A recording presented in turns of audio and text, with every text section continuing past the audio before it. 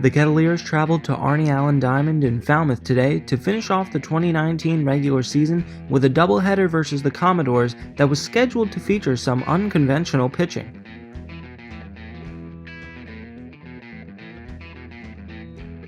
After Game 1 kicked off at 3 o'clock, Falmouth grabbed some early momentum by taking a 1-0 lead in the bottom of the first off a Zach DeLoach RBI single.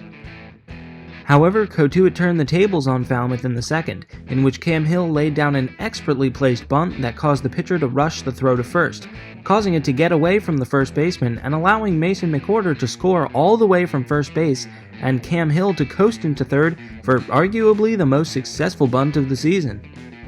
2 batters later, Adam Oviedo grounded a ball to the third baseman, who stopped it, resulting in Cam Hill getting in a pickle.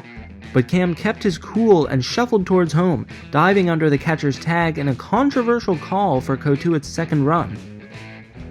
Unfortunately, the lead was short-lived, as Kevin Conley, Game 1's starter for Cotuit, walked 4 straight batters in the bottom of the second to hand over the tying run to Falmouth. And after that inning, it was where things got unusual on the mound for Cotuit. After Conley was pulled, it was Cody Pasek who entered in relief. He would be the first of many position players to pitch for Cotuit today, a strategy Coach Roberts had planned yesterday to keep his pitchers' arms rested for the playoffs. Unfortunately, Cody gave up a 2-run home run to the second batter he faced, Barron Radcliffe. But his team got super hyped up when he struck out the next 2 batters to end the inning. Pasek came back out in the fourth for his second inning of work, and in that frame he gave up another 2-run bomb, this time to Austin Maisel, and the Commodores were now up a solid 6-2. Later in the inning, a sac fly to left field would bring home one more run for Falmouth.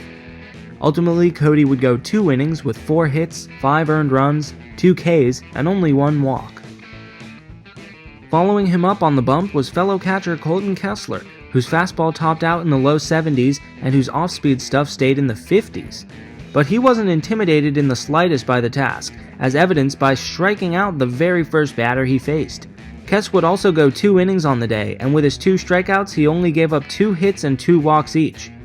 But Kessler's performance was slightly overshadowed by what was perhaps the play of the season by Cam Hill in the 6th inning, as Austin Maisel jacked a sub-50-mile-per-hour pitch to deep center, where Cam tracked the ball to the wall and made a full extension over the top to rob Maisel of the home run, bringing the Cotuit faithful at the park to their feet.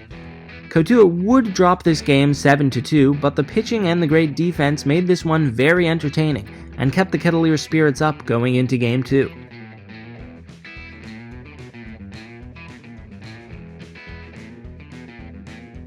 Game 2 would get off to a much better start for Cotuit, as Matt Mervis followed a Nick Gonzalez leadoff single with a sharp ground ball that snuck through the infield and bypassed the right fielder, who misjudged its speed.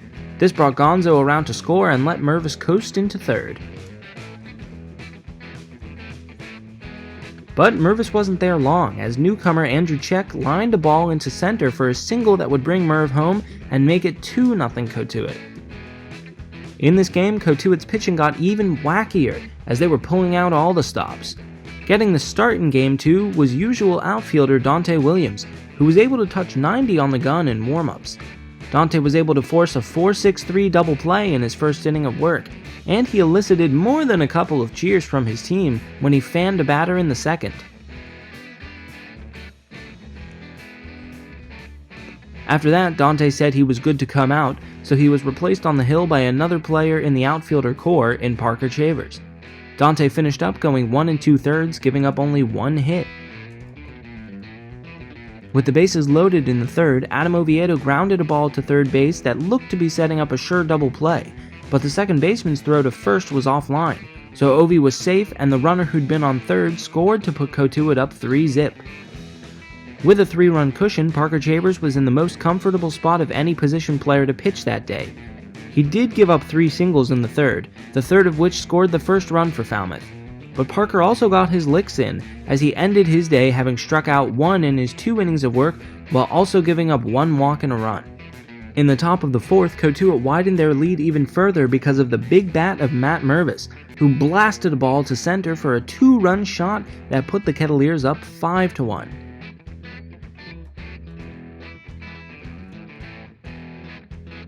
And up next to grace the rubber was Cam Hill, the defensive star from Game 1, whose fastball topped out in the mid-70s. But he showed Falmouth that they should not underestimate him, as he made a statement by ringing up the first batter he faced. Cotuit continued to help out their pitchers at the plate in this one, as in the 5th, Adam Oviedo laced a ball to opposite field for a double that easily brought 2 runners around to score and make it 7-1 Cotuit.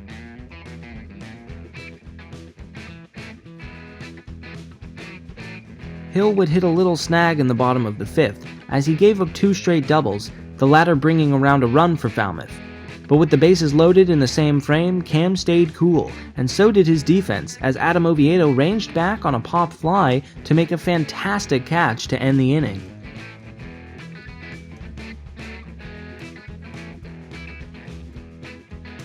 And of course, Nick Gonzalez made an impact at the plate today, but he also backed up his pitchers in the field, as he assisted on 3 straight 4-3 putouts to make for a quick 6th inning.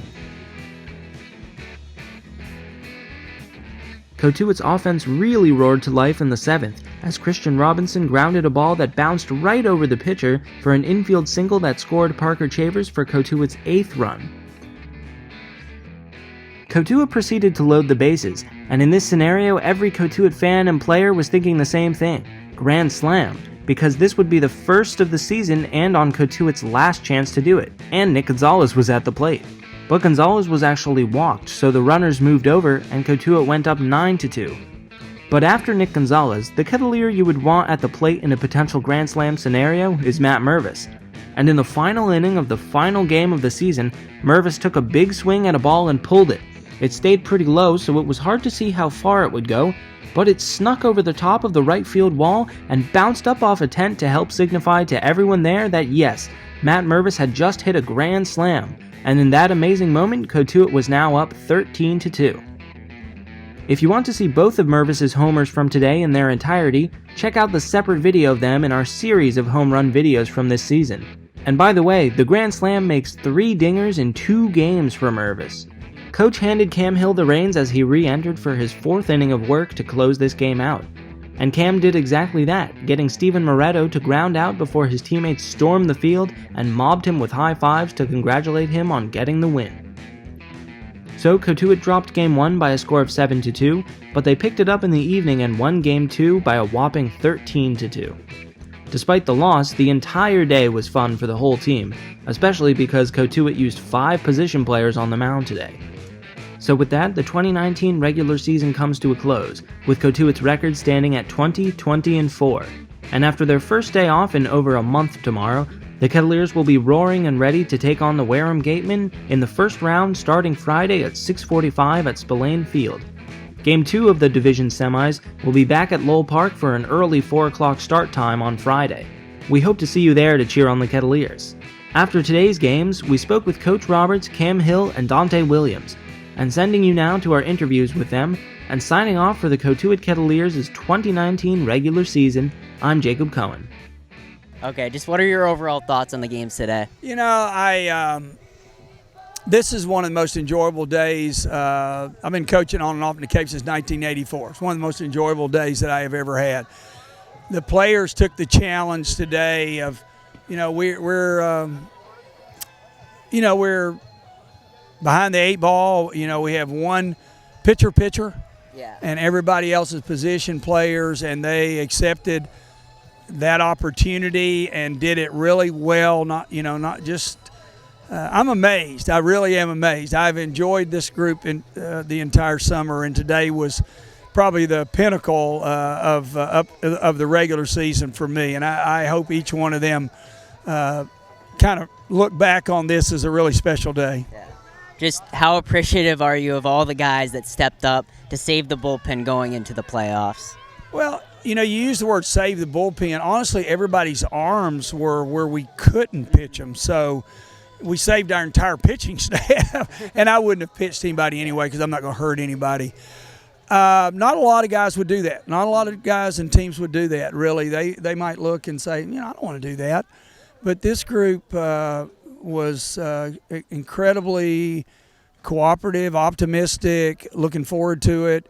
And that's all you can ask of elite athletes is to be humble and and try to be a team and do what's best for the team, and they did that.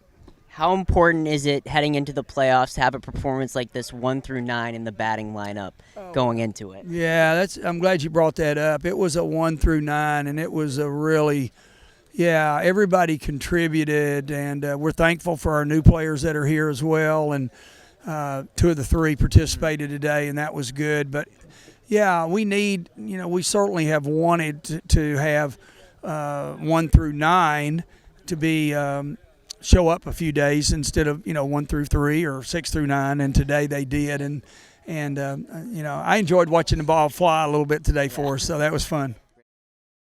Yeah, Cam had a great performance here today, a 4-inning save to close out the final game of the season, along with a great home run robbing catch to end the game. Someone told me that Kess actually told you he was going to throw a pitch that you'd be able to save for the home run. Is that true? Yeah, it's true. I went out there and he told me to back up as far as I could, and I told him I'd just rob one for him, and I don't know what happened. Yeah. I blanked out as soon as I caught it. I'm like, did that just happen? That was a great catch. Thank you. And just what's it like going in for your – when was the last time you even pitched? Do you even remember the last time you even pitched? It was in high school. I think, no, it was a state championship tournament in high school, yeah. Just what was it like to be out there and to do so well, too, on the mound? I don't know. I didn't expect anything. They wanted me. I was in the bullpen. They were telling me to just throw strikes and just get by, so that's just what I did. It was a blast. Are you ready for the playoffs, Cam? Absolutely. Why wouldn't I be? I'm ready to win this dang thing. Thank you. Thanks. I'm here joined by tonight's winning pitcher, Dante Williams, who started on the bump today. Dante, you were cutting up batters out there. How did it feel taking the bump to start the game? It was fun. Obviously, you only get the opportunity like once a summer, so just have to make the most of it and compete out there. When was the last time you pitched? Was it Little League, high school? I pitched a lot in high school. I had 1 inning last summer. We had a lead, like 20-run lead, so they gave me the ball. I went out there and tried to just compete really hard and stuff. Didn't go well. Walked like 5 batters. But tonight's outing was a lot better. You did a little bit better tonight. You told me yesterday you wanted to see if you can hit 90. You did. I'm not sure if you knew, but you hit. I was looking a little bit. you hit the 90 mark. Do you think at all maybe this is a sign you got to be a position player, get rid of that outfield life, become a pitcher? No. Jackson. It was fun, everything, but I think my life is out there in center field, in the outfield.